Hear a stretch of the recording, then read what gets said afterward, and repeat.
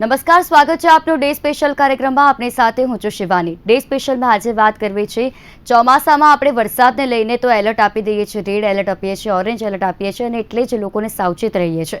પરંતુ આજે વાત કરવી છે ચોમાસામાં સ્વાસ્થ્યને લઈને રેડ એલર્ટ છે, એટલે કે આરોગ્યમાં સાવચેતી રાખવી આ ઋતુમાં ખૂબ જ જરૂરી બનતી હોય છે. ચોમાસું જ્યારે બેસે છે ત્યારથી જ જે રોગચાળો છે તે પણ ફાટી નીકળતો હોય છે અને કેટલા એવા રોગચાળો આપણે જોતા હોઈએ છીએ કે જેમાં પાણીજન્ય રોગચાળો છે, કોઈને પણ ઇન્ફેક્શન લાગી જતું હોય છે, એટલે કે સ્કિનને લગતી તકલીફો પણ વધતી હોય છે.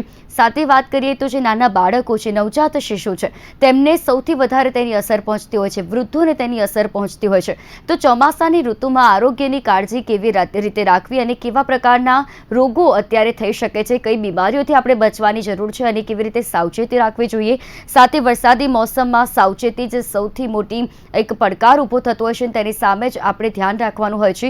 જે શરદી, તાવ, ખાંસીના કેસોમાં તો વધારો થાય છે, પરંતુ જે ભેજવાળું વાતાવરણ હોય છે તેમાં ઘણી વખત એવું હોય છે કે જે પેશન્ટ હોય છે, જે દર્દીઓ હોય છે, તેમને શ્વાસ લેવામાં પણ તકલીફ થતી હોય છે. તો તેના વિશે વાત કરીશું કે તેવા દર્દીઓએ શું કરવું જોઈએ, કોઈ પણ રોગથી પીડાઈ રહ્યું છે, કોઈ બીમારી તેમને છે અને આવી ચોમાસાની ઋતુમાં તેમને શું એવી સાવચેતી રાખવી, કોઈ પણ એવા લક્ષણો દેખાય છે તો ત્યારે શું એવા પગલાં ભરવા, આ દરેક વિશે વાત કરીએ. આજે સાથે ચર્ચામાં જોડાઈ ચૂક્યા છે ડોક્ટર અમિત પુરસ્વાની કે જેઓ પીડિયાટ્રિશિયન છે. ડોક્ટર અમિત, સ્વાગત છે આપનું કાર્યક્રમમાં. સાથે ડોક્ટર અમિત પ્રજાપતિ જોડાયા છે, critical care specialist. Doctor Amitji, આપનું પણ હાર્દિક સ્વાગત છે. જી ડોક્ટર અમિત પ્રજાપતિજી, આપનો ફોન રોટેટ કરી દેશો. તો ખાસ પુષ્પાનીજી, જ્યારે આપણે વાત કરી નાના બાળકોની, કે નાના બાળકોને સૌથી વધારે અસર પહોંચતી હોય છે આવી બધી ઋતુમાં, કોઈ પણ ઋતુ હોય તેમાં જો સૌથી વધારે કોઈ ઋતુની અસર થતી હોય તો તે નાના બાળકો, નવજાત શિશુ છે, નાના બાળકો છે તેમને છે. આ ચોમાસાની ઋતુમાં કેવું ધ્યાન તેમને રાખવું જોઈએ? આ ચોમાસામાં જ્યારે આપણે ચોમાસાની વાત કરીએ ત્યારે બાળકોમાં ખાસ કરીને જોવા જઈએ તો વોટરબોર્ન, ફૂડબોર્ન ડિઝીઝીસ બહુ વધી જતી હોય છે. એની સાથે સાથે જેમ મચ્છરને લાગતી ડિઝીઝીસ હોય છે, ડેન્ગ્યુ છે, મલેરિયા છે. હમણાં થોડાક ટાઈમ પહેલા આપણે જોયું ચાંદીપુરાના બી કેસીસ આપણે વધી રહ્યા હતા, જે એક સેન્ડ ફ્લાય નામની માખીથી થતું હોય છે. એટલે એવા રોગો બી પછી વધી જતા હોય છે. એટલે ખાસ કરીને બાળકો માટે આ ઋતુમાં એ કાળજી લેવી જોઈએ કે જ્યારે બાળક બહાર જાય છે ત્યારે મચ્છરથી એને સાવધાની મળી શકે. એ આપણે મોસ્કીટો સ્પ્રે લગાવી શકીએ બાળકને, જેનાથી બાળકને મચ્છર ઓછું કરડે. આપણે ક્યાંય પોતે પાણી ભરાયું હોય સોસાયટીની આજુબાજુ તો આપણે એનો નિકાલ કરાવડાવી શકીએ એએમસી ની મદદથી, કે પોતે જ્યાં આપણે સોસાયટી મેમ્બર્સ તરીકે સક્રિય થઈ શકતા હોઈએ ત્યાં સોસાયટી મેમ્બર્સ તરીકે સક્રિય થઈને આપણે ધ્યાન રાખીએ કે ક્યાંય બી પાણીનો ભરાવો ના જોવા મળે. ખાસ કરીને કુંડાઓમાં અને એવી જગ્યાએ જ્યાં પાણીનો ભરાવો જોવા મળતો હોય છે ને જેનાથી મચ્છર થતા હોય છે, એની આપણે કાળજી રાખી શકીએ. પછી જયારે બાળક બહાર જાય છે ત્યારે પૂરા કપડા, એમને ફૂલ કપડા પહેરાવડાવીએ, જેનાથી મોસ્કીટો બાઇટ્સ નું થોડું રિસ્ક ઓછું થઈ જાય બાળક માટે. અને સ્કૂલ્સમાં ક્યાંક પાણીનો ભરાવો થતો હોય તો ટીચર તરીકે, સ્ટુડન્ટ તરીકે આપણે ધ્યાન રાખીને એનું નિકાલ કરાવડાવી શકીએ છીએ. પ્લસ ખાસ કરીને અત્યારે જે યંગસ્ટર્સનું કે જે બાળકોનું અમે જોતા હોઈએ છીએ દવાખાને, ફૂડબોર્ન ડિસીઝીસ એટલે ફૂડ પોઈઝનિંગના કેસીસ બહુ જ વધી ગયા છે, ઝાડા ઉલટીના કેસીસ ખાસા વધી ગયા છે. તો આપણે ખાસ કરીને આવા સમયમાં જ્યારે વરસાદી માહોલ હોય, બધી જગ્યાએ ઠેર ઠેર પાણી ભરાયું હોય, એવા ટાઈમમાં આપણે બહારનું ખાવાનું ટાળવું જોઈએ. પાણીપુરી તો ખાસ કરીને પણ બહારનું કોઈ બી જનરલ બહારનું ખાવાનું ટાળવું જોઈએ. જે બાળકોમાં ખાસ કરીને અત્યારના સિઝનમાં ઊંધાનું વધારે માત્રામાં જોવા મળતું હોય છે. બીજું એની સાથે સાથે જો બાળક એકદમ નાનું હોય, જેમ નવજાત છે કે 2 વર્ષની નાનું છે, એટલે ક્યારે બી જયારે સિઝન બદલાય, વાતાવરણ બદલાય ત્યારે આપણે જોતા હોઈએ છીએ કે એ જલ્દીથી ઇન્ફેક્શન કેચ કરી લેતા હોઈએ છે. એટલે એમને આપણે વરસાદમાં પલળવાથી અટકવું જોઈએ. આપણે ધ્યાન રાખવું જોઈએ કે રૂમમાં આપણે જો એર પ્યુરિફાયર રાખી શકીએ તો એ, કદાચ એસી જો જેની ઘરે એસી હોય તો એક રેન મોડ પર એસી આપણે ચાલુ રાખી શકીએ છીએ, જેનાથી એક્સ્ટ્રા હ્યુમિડિટી જે છે એ રૂમમાંથી જતી રહે. પછી જે ઘરગથ્થા ઈલાજ આપણે કહીએ કે સ્ટીમ ઇન્હેલેશન છે, ગરમ પાણીની વરાળ આપી શકીએ બાળકોને. આ બધી વસ્તુ કરવાથી આપણે બાળકોને સાચવી શકીએ છીએ. એટલે મૂળ તો જી જયારે આ સિઝન આવે ત્યારે બાળકોને 3 વસ્તુ ખાસ ધ્યાન રાખવાની છે: મચ્છરથી બહારના ખોરાકથી અને બદલાતા વાતાવરણથી. જી જી, ડોક્ટર અમિત પ્રજાપતિજી, આપનું શું માનવું છે જ્યારે આપણે ચોમાસાની ઋતુની વાત કરીએ છીએ ત્યારે કેવા ગંભીર રોગો, કઈ એવી ગંભીર બીમારીઓ છે કે જે થવાનું સૌથી વધારે જોખમ આ ઋતુમાં રહેલું હોય છે? લાઈક ઓબ્વિયસલી જે ડોક્ટર અમિતે વાત કરી એ પ્રમાણે કે બે વસ્તુ બહુ ઇમ્પોર્ટન્ટ થઈ જાય છે કે ચોમાસાની શરૂઆતમાં એકાદ બે વરસાદ પડ્યા હોય પછી અને ઇવન આખું ચોમાસું ચાલુ રહે ત્યાં સુધી. એક તો એક વન થિંગ એમને કીધી કે એક વોટરબોર્ન ડિસીઝ છે જે ખાવાથી એટલે ગંદુ પાણી પીવાથી અથવા ખરાબ ખાવાથી એના કારણે જે થાય છે પ્રોબ્લેમ એ કન્ઝ્યુમ કરવાથી, એ બગડેલું પાણી અથવા બગડેલો ખોરાક કન્ઝ્યુમ કરવાથી સપોઝ ગેસ્ટ્રોએન્ટાઇટિસ લાઈક ડાયરિયા, વોમિટિંગ, પેટ બગડવું, ટાઇફોઇડ, સો આ બધા જે રોગો છે વોટર ના કારણે, ખરાબ પાણીના કારણે થતા રોગો છે જે એ ચોમાસામાં વધી જાય છે. ઇવન એના કારણે જે બનતું ફૂડ હોય એ ફૂડમાં એ હમ. વોટરજન્ય બેક્ટેરિયા કે ફંગસ કે વાયરસ એ જાય અને એ that will leads the infection. તો એ પાણીજન્ય રોગો એ આ અત્યારે ચોમાસાની ઋતુમાં વધી જાય છે. બીજું જી. કે જે ભરાવો થાય, પાણીનો ભરાવો થાય એના કારણે, મચ્છરના કારણે, એમાં મોસ્ટ કોમન તમે જોયું હશે કે દરેક વખતે ડેન્ગ્યુના કેસીસ આખા વર્ષમાં અમે ડેન્ગ્યુના એટલા બધા કેસીસ જોતા નથી હોતા, જે ખાલી અને ખાલી હમ. ચોમાસાની સિઝનમાં જે ડેન્ગ્યુના કેસીસ આવે છે. એટલે ડેન્ગ્યુ છે, મેલેરિયા છે, આ બંનેના કેસીસ બી ચોમાસાની ઋતુમાં બહુ વધી જતા હોય છે. એટલે મેઇન બે ઇમ્પોર્ટન્ટ કે પાણીજન્ય રોગો અને બીજું કે મચ્છર કરડવાથી થતા રોગો. એવું એકલું બાળકોમાં નહીં, મોટા એટલે adult patient as well as old age પેશન્ટમાં બી આ બંનેમાં આ બધા રોગો જોવા મળે છે ચોમાસાની, ખાસ કરીને ચોમાસાની ઋતુમાં. જી બિલકુલ. ડોક્ટર અમિત, જ્યારે પણ આપણે બાળકોની વાત કરતા હોઈએ છીએ ત્યારે સાવચેતી રાખવાના જે પ્રાથમિક પગલાં છે તે કેવા ભરવા જોઈએ? કારણ કે જો કોઈ બાળકને આવા લક્ષણો દેખાય છે, તે બીમાર પડવાનું છે અથવા નવજાત શિશુ છે તેને જો આવા ઋતુથી બચાવવું હશે તો આપણે વાત કરી કે શું કરવું જોઈએ, પરંતુ જ્યારે લક્ષણો દેખાય છે બાળકોમાં ત્યારે શું એવા પ્રાથમિક પગલાં છે જે ભરવા જરૂરી બનતા હોય છે? લાઈક ખાસ કરીને જ્યારે નવજાત શિશુની વાત કરીએ કે નાના બાળકોની વાત કરીએ, એવા બાળકોને જ્યારે બી આવા સિઝનમાં આપણને સિમ્ટમ્સ દેખાય કે બહુ હાઈ ફીવર આવી રહ્યું છે, 101, 102 ની ઉપર તાવ, 102 ની ઉપરનું તાવ આવે છે, બહુ જ ઉલટીઓ થાય છે કે ઝાડા વધારે થઈ રહ્યા છે, આ હમ. બધા ખાસ કરીને લક્ષણો છે જે આપણને બતાવે છે કે આપણે ડોક્ટરની સલાહ અને સારવાર લેવાની જરૂર છે.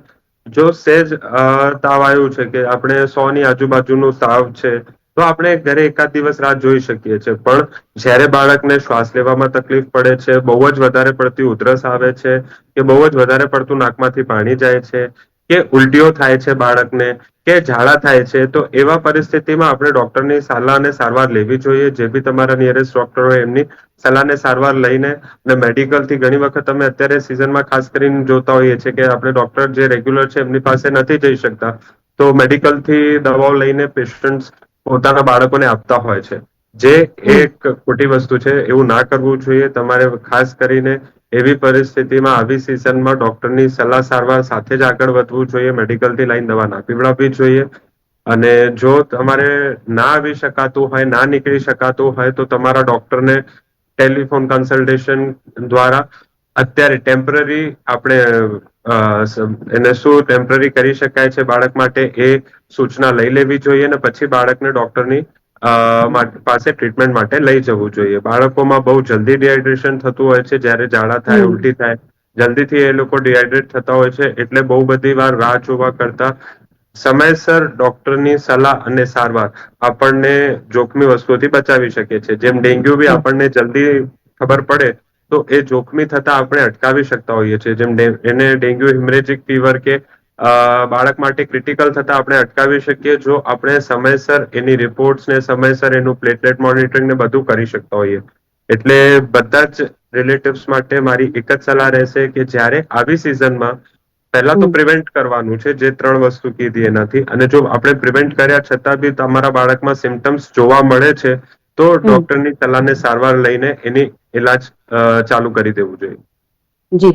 ડોક્ટર પ્રજાપતિ, જ્યારે આપણે બાળકોની તો વાત કરી, પરંતુ વૃદ્ધોમાં પણ આ અસર જોવા મળતી હોય છે, ચેપી રોગ થતા હોય છે, તે વાત આપણે આગળ કરીએ. પરંતુ અત્યારના સમયની જો વાત કરીએ તો ભેજવાળું જે વાતાવરણ છે, આ ભેજવાળા વાતાવરણમાં લોકોને શ્વાસ લેવામાં પણ તકલીફ પડતી હોય છે.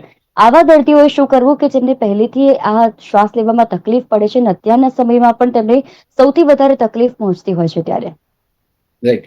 એટલે જે ઓલ્ડ એજ પીપલ છે કે જેમને ઓલરેડી બેકગ્રાઉન્ડમાં ડિસીઝ છે, જેમ કે સપોઝ ડાયાબિટીસ હોય, બીપી હોય, હમ મોસ્ટ ઇમ્પોર્ટન્ટ જે પેશન્ટમાં અસ્થમા અને સીઓપીડી હોય. અત્યારે હમ જે અસ્થમા અને સીઓપીડી વાળા જે પેશન્ટ્સ હોય અને ઓલ્ડ એજ હોય, હવે એમનામાં કોઈ પણ આવું ઇન્ફેક્શન લાગે એટલે એ મોટું સ્વરૂપ લે. કે સપોઝ સાદું ઇન્ફેક્શન જે નાકમાંથી પાણી આવું ને જે કોલ્ડ ફ્લુ કહીએ છીએ આપણે, એ લાગે યંગમાં તો એનું ટ્રીટમેન્ટ 2 થી 3 દિવસ કે 5 દિવસમાં પેશન્ટને સારું થઈ જાય. પણ જે ઓલ્ડ હમ એજમાં કે જેને બેકગ્રાઉન્ડમાં બધા ડિસીઝ છે, ડાયાબિટીસ, બીપી, સીઓપીડી, અસ્થમા, તો એ બધામાં એ ઇન્ફેક્શન મોટું સ્વરૂપ ધારણ કરે છે. એટલે ખાસ જે ઓલ્ડ એજ પ્લસ કોમોર્બિડ કન્ડિશનો આ બધી, એ લોકો આ ઋતુમાં ખાસ સાચવવું. કારણ કે કોઈ પણ નાનું ઇન્ફેક્શન એ મોટું સ્વરૂપ લઈને જ આવે. અને જે સાદું ઇન્ફેક્શન થયું એ બી શ્વાસમાં તકલીફ કરી દે, લંગમાં ઇન્ફેક્શન કરી દે, ન્યુમોનિયા બી કરી દે. ઇવન સેમ જો સપોઝ આ પેશન્ટને ડેન્ગ્યુ થાય અને મેલેરિયા થાય તો એ ઘણી વખત લાઈફ થ્રેટેનિંગ કન્ડિશન બી એ ઓલ્ડ એજ પેશન્ટ્સમાં કે ઓલ્ડ એજ લોકોમાં એ કરી શકતું હોય છે. એટલે ઓલ્ડ એજ પીપલે તો ઓલવેઝ આ ઋતુમાં બહુ જ ધ્યાન રાખવું. એટલે પાણીજન્ય રોગથી બી અને મચ્છર કરડવાથી અથવા બીજું કોઈ ઇન્ફેક્શન શ્વાસ લઈ લંગમાં ઇન્ફેક્શન ન થાય એના માટે ખાસ ધ્યાન રાખવું જોઈએ. હમ ડોક્ટર પરસવાની, જ્યારે બાળકોની વાત કરીએ તો આપણે જેમ કીધું કે ઘરગથ્થુ ઉપચાર કરવો જોઈએ, પરંતુ આપણે જોતા હોઈશું કે કેટલાય એવી જગ્યાએ એવું જોવા મળે છે, કેટલા એવા ઘરોમાં આપણે જોઈએ છીએ કે લોકો ઘરગથ્થુ ઉપચાર જે કરે છે મોટા સુધી બરોબર છે, પરંતુ નાના બાળકો અતિ સંવેદનશીલ હોય છે. તેમના માટે ઘરગથ્થુ ઉપચાર પણ ડોક્ટરોની સલાહ મુજબ જ કરવો જોઈએ. ત્યારે જે ઘરગથ્થુ ઉપચાર બાળકો માટે કરવામાં આવે તેમાં પણ શું તમે સલાહ આપવા માંગશો કે કેવા પ્રકારનો ઉપચાર કરવો જોઈએ કે જે બાળકને નુકસાન ના પહોંચાડી શકે અને તેનું સ્વાસ્થ્ય પણ વધુ સારું કરી શકે? જેમ મેં તમને કીધું કે પહેલા તો આપણે બાળકમાં એ જાણવાની જરૂર છે કે કેટલું સિરિયસ છે. જો બાળકને ઝાડા અને ઉલટી, ખાસ કરીને ઝાડા ઉલટી ચાલુ થઈ ગયા હોય તો પછી ઘરગથ્થુ ઉપાય ના કરવું જોઈએ. ડોક્ટરની સલાહ સારવારથી જ આગળ વધવું જોઈએ. તાવ 102 ની ઉપર જતું હોય તો ઘરગથ્થુ ઈલાજ ના કરવું જોઈએ. પણ હા, 100 જેટલું તાવ રહેતું હોય તો સાદું પેરાસિટામોલ જે આપણા ડોક્ટરના સૂચનના ડોઝ પ્રમાણે આપણે આપીને રાહ જોઈ શકીએ છીએ. હમ 24 કલાક, જ્યારે એની સાથે બીજા અકમ્પનિંગ કોઈ વોર્નિંગ સાઇન્સ ના હોય, જેમ બાળકને ચક્કર બહુ વધારે ના આવતા હોય, બહુ સિવિયર માથું ના દુખતું હોય, બહુ બાળકને ઉલટી ના થતી હોય, ઝાડા ના થતા હોય, અનકન્ટ્રોલેબલ ખાંસી ના થતી હોય, બહુ જ નાકમાંથી કન્ટિન્યુઅસ પાણી ના જતું હોય, તો આ બધી વસ્તુઓ જો ના થતી હોય તો આપણે સાદા તાવમાં એકવાર ઘરે સાદું પેરાસિટામોલ આપીને રાહ જોઈ શકીએ છીએ. પણ જ્યારે તાવ આ બધી વસ્તુ સાથે અકમ્પની કરે છે, કે બાળકને ઝાડા ઉલટી છે, બાળકને બહુ હાઈગ્રેડ ફીવર છે, બાળકને શ્વાસ લેવામાં તકલીફ પડી રહી છે, કે બાળકને બહુ સખત માથામાં દુખી રહ્યું છે, તો એવા કેસીસમાં આપણે ઘરગથ્થુ ઈલાજ ના કરવું જોઈએ ને ડોક્ટરની સલાહ સારવારથી આગળ વધવું જોઈએ. અને જી એટલે જ્યારે બાળકને અ હમ એકાદ વખત ઉલટી થઈ છે, તમે ડોક્ટર પાસે નથી જઈ શકતા અને હમ તમને ડોક્ટરે ટેમ્પરરી ઉલટીની કે ઝાડાની દવા કીધી છે, એવા સમયમાં અમારે ખાસ ધ્યાન રાખવું જોઈએ કે બાળકને સાદું ખોરાક ખવડાવીએ, જી બાળકને કોઈ તળેલું મસાલા વાળું ભોજન ના આપીએ, અને હાઇડ્રેશન ખાસ કરીને આવા સમયે કેવું છે કે બાળકને વધારે પાણી પીવાની ઈચ્છા નથી થતી, તો એવા સમયે હાઇડ્રેશન બહુ ઇમ્પોર્ટન્ટ વસ્તુ બની જાય છે. પછી એ બાળકો માટે હોય કે એડલ્ટ માટે હોય, સમય સમયે આપણે પાણી પીતા રહેવું જોઈએ અને આપણા બાળકને બી આપતા રહેવું જોઈએ. પ્લસ એની સાથે સાથે આપણે જો બાળક સમજુ છે તો આપણે સ્ટીમ ઇનેલેશન એવું કરાવી શકીએ છીએ. સ્ટીમ ઇનેલેશન કરાવતા ટાઈમે ખાસ એ ધ્યાન રાખવાનું છે કે હમ આપણે બાળકને દાજે નહીં ને બર્નિંગ ક્યાંય ના થાય સ્કિન ઉપર. પ્લસ જયારે બાળક બહાર જાય છે તો આપણે પહેલાથી જ એને મોસ્કીટો રિપેલેન્ટ યુઝ કરીએ તો એને વાગે નહીં. બીજું હમ આપણે ખાસ બાળકને જો 18 વર્ષની ઉંમર નથી, અત્યારે જે અમારી પાસે કેસીસ આવતા હોય છે, બાળકની ઉંમર 18 વર્ષ નથી પણ ગાડીઓ લઈ લઈને ટુ વ્હીલર્સ, ફોર વ્હીલર્સ બહાર ફરતા હોય છે, જે જી એમના પોતાના માટે બી નુકસાનકારક બનતું હોય છે. સિવિયર ગ્રીવિયસ ઇન્જરીઝ સાથે અમારી પાસે પહોંચતા હોય છે એવા પેશન્ટ, અને હમ એ બીજા લોકોના જીવ માટે બી નુકસાનકારક હોય છે. એટલે રિલેટિવ્સને એ વસ્તુનું ખાસ ધ્યાન રાખવું જોઈએ કે ખાસ કરીને આવા મોસમમાં જો તમારું બાળક 18 વર્ષનું નથી તો ગાડી આપીને એને બહાર ના મોકલીએ, હમ જેનાથી એમની અને બીજા લોકોની સ્વાસ્થ્ય પર કોઈ નુકસાન ના થાય. ચોક્કસથી. અને જેમ કીધું તમે એમ કે દરેક બાબતોમાં પણ ઘરગથ્થુ ઉપચાર ના કરવા જોઈએ, તેમાં પણ ડોક્ટરની સલાહ લેવી જોઈએ. જો ડોક્ટર કહે છે કે તમારા બાળકને આ તકલીફ છે તો તમે ઘરગથ્થુ ઉપચાર કરી શકો છો, તેનાથી તેની સારવાર થઈ શકે છે અને વધુ સ્વસ્થ થઈ શકે છે, તો આપણે એ પ્રકારે કરવું જોઈએ. અને જો એમ કહે છે ડોક્ટર કે તમારે આની દવા કરાવવી પડશે, તો તેને ચોક્કસપણે ડોક્ટર પાસે લઈ જવાની પણ આપણે સલાહ આપવી જોઈએ. અને એટલે જ બાળકો, નવજાત શિશુઓ હોય છે ખાસ, તેમનું પણ વિશેષ ધ્યાન રાખવાની ખૂબ જરૂર બનતી હોય છે. ડોક્ટર પ્રજાપતિ, જ્યારે આપણે વૃદ્ધોની વાત કરી, જેમ બાળકોની વાત છે તેવી જ રીતે મોટાઓ પણ કંઈક તાવ, શરદી, ઉધરસ થતી હોય છે તો અત્યારે તો મેડિકલ સ્ટોર પરથી જઈને સીધી દવા લેતા આવતા હોય છે, પરંતુ તેમને કેટલી કાળજી તેમાં રાખવાની હોય છે, કારણ કે ચોમાસું જે છે તેમાં ઘણા એવા રોગો થતા હોય છે, ઘણી એવી બીમારીઓ થતી હોય છે. સામાન્ય શરદી, ઉધરસના તાવ પણ જે છે તે પણ ગંભીર બીમારી નોતરી શકે છે, માટે લોકોએ કેટલી સાવચેતી તેમાં રાખવાની હોય છે. સિમ્ટમ્સ, મેઇન ઇમ્પોર્ટન્ટ વસ્તુ સિમ્ટમ્સ છે. કે સપોઝ એમને કીધું કે એકાદ વખત સ્ટૂલ ડાયરિયા થયા છે, કે 1 to 2 times પર ડે થાય છે, તો તમે એકાદ દિવસ હજી રાહ જોઈ શકો. પણ સપોઝ 5 થી 7 અથવા 10 થી 15 વખત ડાયરિયા પર ડે થવા માંડે, તો obviously you have to consult કે ડોક્ટર. બીજું કે સેમ વોમિટિંગ, કે બહુ બધી એક વોમિટ થઈ અને 5-6 કલાક સુધી કંઈ નથી થતું, તો તમે વેઇટ કરી શકો. પણ 4 થી 5 વખત વોમિટ થઈ જાય તો હમ ડેફિનેટલી કે તમારે ડોક્ટરનું કન્સલ્ટેશન કરવું જ જોઈએ. એટલે સિમ્ટમ્સની સિવિયરિટી કેવી છે એ પ્રમાણે તમારે રાહ જોવાની હોય. કે સપોઝ એક જ વખત તાવ આવ્યો છે અને આખો દિવસ નથી આવતો, તમે એકાદ દિવસ રાહ જુઓ. પણ ઓબ્વિયસલી કે જો સિમ્ટમ્સ વધતા જતા હોય, કોઈ સોલ્યુશન ના આવતું હોય, તો ઓબ્વિયસલી તમારે અર્લી કન્સલ્ટેશન કરી લેવું જોઈએ. કારણ કે બે ઇમ્પોર્ટન્ટ વસ્તુ છે કે તમે ડોક્ટર જોડે જાઓ છો તો એકલી દવા આપવાનું ઇમ્પોર્ટન્સ નથી, એક વસ્તુ છે કે ડાયગ્નોસિસ. કારણ કે જે હમ ડાયગ્નોસિસ છે એ તમે ડોક્ટર જ કરી શકશે. તમે તાવ આવ્યો અને પેરાસિટામોલ લઈ લીધું તો તાવ જતો રહ્યો, પણ એ શાના કારણે તાવ આવ્યો? કારણ કે હમ આપણી બોડી છે, એમાં બહુ બધા રીઝન્સ છે તાવ આવવાના, કોઈ એક રીઝન નથી. એટલે એ જે ડાયગ્નોસિસ છે એ વેરી ઇમ્પોર્ટન્ટ. એટલે એ ડાયગ્નોસિસની અકોર્ડિંગ ટ્રીટમેન્ટ આપીએ તો પેશન્ટના ઇમ્પ્રુવ થવાના ચાન્સીસ વધી જાય. ઘણી વખતે શું થાય કે સિંગલ તાવ આવ્યો અને બધું ઘરે દવાઓ તમે લીધે રાખી અને સબસાઇડ રહ્યો, તાવ જ ના આવ્યો પેરાસિટામોલના કારણે, તમે 2-3 દિવસ સુધી પેરાસિટામોલ લઈ લીધી અને બે હમ ત્રણ દિવસ સુધી તાવ ના આવ્યો, તો તમે સિમ્ટમને માસ્ક કર્યા છે, પણ જે પ્રાઇમરી પ્રોબ્લેમ છે એ તો સોલ્વ થયો જ નથી. એટલે તમે અને 3-4 દિવસ પછી તમે ડોક્ટરને બતાવો છો ત્યારે બીજું કંઈક જ નીકળે, પ્રોબ્લેમ જ બહુ મોટો થઈ ગયો હોય, કે નાનું લંગમાં ઇન્ફેક્શન એ બહુ મોટું થઈ ગયું હોય. એટલે ઇટ્સ વેરી ઇમ્પોર્ટન્ટ કે ભાઈ અકોર્ડિંગ ટુ સિમ્ટમ્સ એકાદ દિવસ તમે રાહ જુઓ, but very next day you consult your doctor for the diagnosis, અને પ્રોપર ડાયગ્નોસિસ થયા પછી એની પ્રોપર ટ્રીટમેન્ટ માટે તમારે ડોક્ટરને કન્સલ્ટ કરવું જરૂરી છે. હમ ડોક્ટર પુષ્વાની, જ્યારે ગર્ભવતી મહિલાઓની વાત કરવામાં આવે તો તેમને પણ શું વિશેષ કાળજી રાખવી જોઈએ? અને ખાસ કરીને જ્યારે આ ચોમાસાની ઋતુ છે તેમાં તેમને કઈ કઈ એવી બાબતો છે કે જેનું ધ્યાન રાખવું જોઈએ? અને જો કોઈ પણ એવા લક્ષણો તેમનામાં દેખાય છે કે જે આવનારા બાળક માટે અતિ ગંભીર છે, તો આ ઋતુ માટે તેમને શું એવી વિશેષ સાવચેતી રાખવાની જરૂર છે?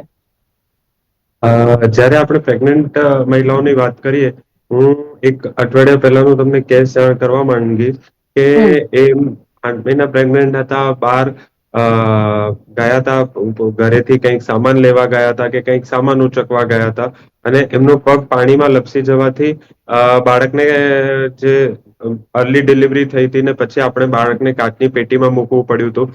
તો આવા હમ કેસીસ ખાસા જોવા મળતા હોય છે. એટલે ખાસ જી કરીને આ સિઝનમાં ઇન્જરીનું ખાસ ધ્યાન રાખવું જોઈએ ગર્ભવતી મહિલાઓએ. પ્લસ એની સાથે સાથે સાવચેતી પાછી એ જ બધી સેમ સાવચેતી થઈ જાય છે કે ફૂડબોર્ન ડિઝીઝીસ ને આપણે પ્રિવેન્ટ કરવાનું છે, વોટરબોર્ન ડિઝીઝીસને પ્રિવેન્ટ કરવાનું છે. એટલે બહારનું નથી ખાવાનું. ઘરે બી પાણી થઈ શકે તો બોઇલ કરીને પછી પીવે, જો આરોગ્ય એવું ફિલ્ટર છે તો બી એક સાવચેતી પ્રમાણે ચાલે પાણી પીવામાં. સારી માત્રામાં પાણી પીવે, એક પૌષ્ટિક આહાર લે જે હમ બેલેન્સ્ડ મિલ કહેવાય છે, જેમાં સારી માત્રામાં પ્રોટીન છે. કેમ કે જો પ્રેગ્નન્ટ મહિલા ખાસ કરીને તાવ કે કોઈ બી બીમારીથી ગ્રસ્ત થાય છે તો એની અસર સીધું સીધું એમના શિશુ પર પડી શકે છે. પ્લસ એની સાથે સાથે ઘણી બધી એવી દવાઓ હોય છે જો એ લોકો લે તો એ અંદર જે શિશુ હોય છે એને બી નુકસાન કરતી હોય છે. એટલે ખાસ ગર્ભવતી મહિલાઓને પોતાનું ધ્યાન રાખવું જોઈએ, આવા સમયે બહારનું ખાવાનું ટાળવું જોઈએ.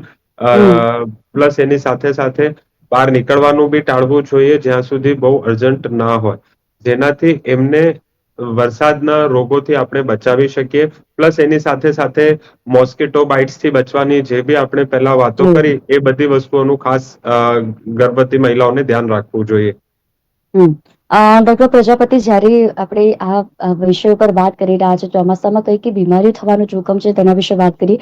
જે વ્યક્તિ ચોમાસા દરમિયાન કોઈને મેલેરિયા થાય છે અથવા કોઈ જે ગંભીર એવા બીમારીથી પીડાય છે, ડેન્ગ્યુ છે, આવા કેસોમાં જ્યારે સારવાર લઈ રહ્યા છે, સારવાર બાદ પણ તેમને ઘણી કાળજી રાખવાની હોય છે કે જેમને ફરીથી તે બીમારીનું જોખમ ના રહે. તે માટે તેમને શું ધ્યાન રાખવું, કારણ કે ફરીથી જે આ ડેન્ગ્યુ છે, મેલેરિયા છે, તે અતિ જોખમી સાબિત થતા હોય છે ચોમાસાની ઋતુમાં. ત્યારે એટલે સપોઝ એક ડેન્ગ્યુમાં એક વસ્તુ તમને કહું કે બધી જ વસ્તુમાં ઇમ્યુનિટી બહુ ઇમ્પોર્ટન્ટ હોય છે. કે સપોઝ તમને કોવિડ ખબર હોય કે એક વખત કોવિડ થયો તો બીજી વખત થવાના ચાન્સીસ ઓછા થઈ જાય છે. ઘણી વાર એવા ઘણા બધા વાયરલ ઇન્ફેક્શન છે કે જેમાં એક વખત એ વાયરલ ઇન્ફેક્શન થયું હોય તો બીજી વાર થવાના ચાન્સીસ ઓછા થઈ જાય. પણ ડેન્ગ્યુમાં એવું છે કે જો તમને એકવાર ડેન્ગ્યુ થયો છે અને જો ફરી એ એપિસોડમાં બધું બરોબર રહ્યું પછી ફરીથી બીજી વખત ડેન્ગ્યુ થાય છે જ્યારે, તો જેની સિવિયરિટી એ પહેલા વખતના ઇન્ફેક્શન કરતા વધારે હોય છે.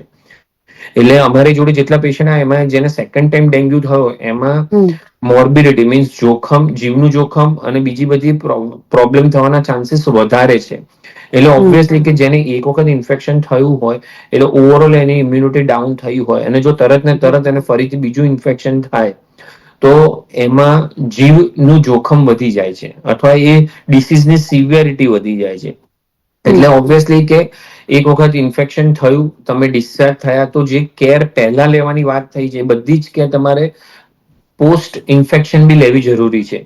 કે ભાઈ ગરમ પાણી પીવો, પાણી ચોખ્ખું પાણી પીવો, ગરમ પાણી પી શકો છો તમે.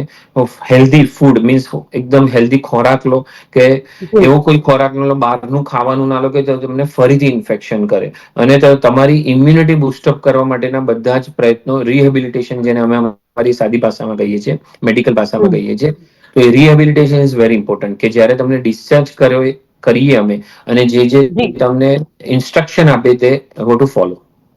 જી, ચોક્કસથી. અને દરેક વ્યક્તિએ આ ધ્યાન રાખવાની જરૂર છે કે તેઓ જ્યારે આ ચોમાસાની ઋતુ છે બહાર પણ નીકળે છે ત્યારે પણ ખૂબ સાવચેતીપૂર્વક નીકળવાની જરૂર છે. ડોક્ટર અમિત પ્રજાપતિ, ડોક્ટર અમિત પુર્સવાની, આપ બંને અમારી સાથે આ વિશેષ ચર્ચામાં જોડાયા તે બદલ આપ બંનેનો ખૂબ ખૂબ આભાર. Thank you. તો ડે સ્પેશિયલમાં આજની ચર્ચા હતી કે ચોમાસા દરમિયાન આરોગ્યનું કેવી રીતે ધ્યાન રાખવું. નાના બાળકો હોય, ગર્ભવતી મહિલાઓ છે, વૃદ્ધો છે, કે કોઈને પણ ગંભીર પ્રકારની એવી બીમારીથી તે પીડાઈ રહ્યા છે, અસ્થમા છે, તો તેમને જો શ્વાસ લેવાની તકલીફ પડે છે, દરેક જગ્યા ઉપર પણ જે પણ જગ્યા ઉપર જાય છે ત્યાં પણ તેમને ધ્યાન દેવાની જરૂર બનતી હોય છે. આપણે આસપાસના વિસ્તારોમાં ચોખ્ખાઈ રાખીએ, બહારનું ખાવાનું ટાળીએ અને વાતાવરણની જે અસર પહોંચતી હોય છે, નવજાત શિશુને જે સૌથી વધારે અસર પહોંચતી હોય છે તેમનું વિશેષ ધ્યાન રાખીએ. જ્યાં લાગે છે કે ઘરગથ્થુ ઉપચારથી તે વ્યક્તિ સારવાર થઈ શકે છે તેની, તો ત્યાં આગળ સારવાર લેવી જરૂરી છે, નહીં તો ડૉક્ટરની સલાહ અચૂકપણે લેવી જોઈએ. ડે સ્પેશિયલના કાર્યક્રમમાં હાલ બસ આટલું જ. ફરી મળીશું, ત્યાં સુધી આપ મને રજા આપશો. નમસ્કાર.